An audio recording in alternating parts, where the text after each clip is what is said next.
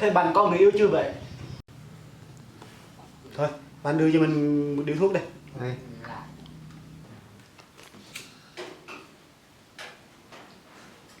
Rút gì toàn sợ em. Người yêu hả? Người yêu thì có rồi. Ngày xưa hai anh tôi hạnh phúc lắm.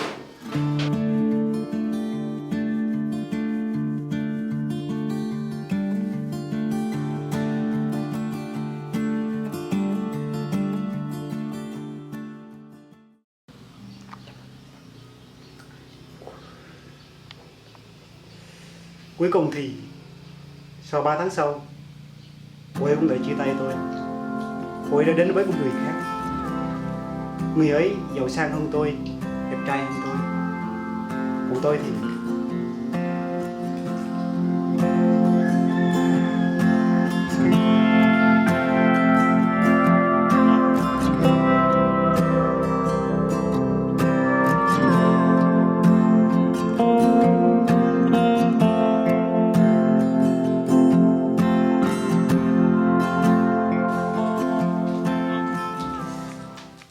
thôi, buồn quá.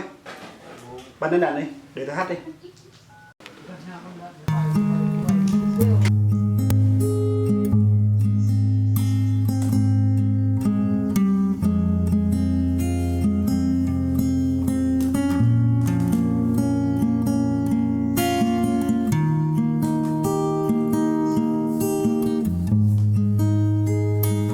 Một mình anh ngồi đây,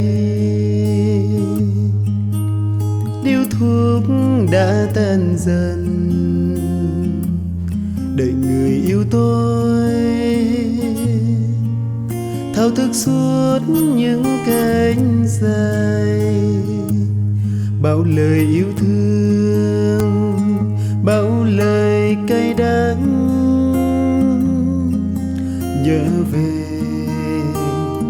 tình yêu của tôi. Người ơi có biết trong những lúc cô đơn anh ngồi nhớ đến em. Nhưng thôi em cứ bước đi đi, cứ bước bên người mà em thầm yêu. Anh sẽ cố quên em trong giây phút chia ly, như điếu thuốc tàn của anh và em. Hỡi người, em có nhớ anh không?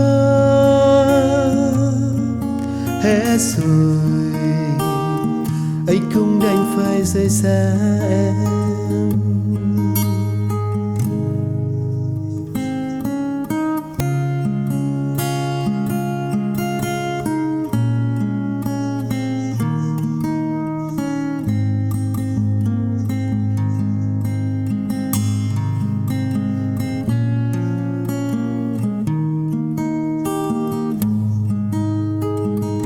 Một mình anh ngồi đây, điếu thuốc đã tan dần, đợi người yêu tôi thao thức suốt những cánh dài. Bao lời yêu thương, bao lời cay đắng, nhớ về tình yêu của tôi. Người ơi có biết trong những lúc cô đơn anh ngồi nhớ đến em. Nhưng thôi em cứ bước đi đi, cứ bước bên người mà em thầm yêu. Anh sẽ cố quên em trong giây phút chia ly, như điếu thuốc tàn của anh và em. Hỡi người, em có nhớ anh không? Hết rồi, anh cũng đành phải rời xa em. Người ơi có biết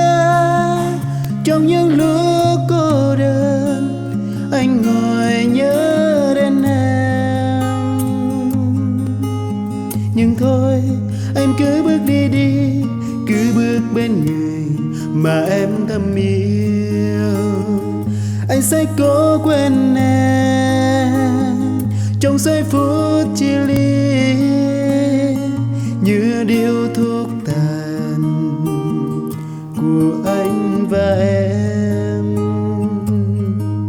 Hỡi người, em có nhớ anh không? Thế rồi anh cũng đành phải rời xa em.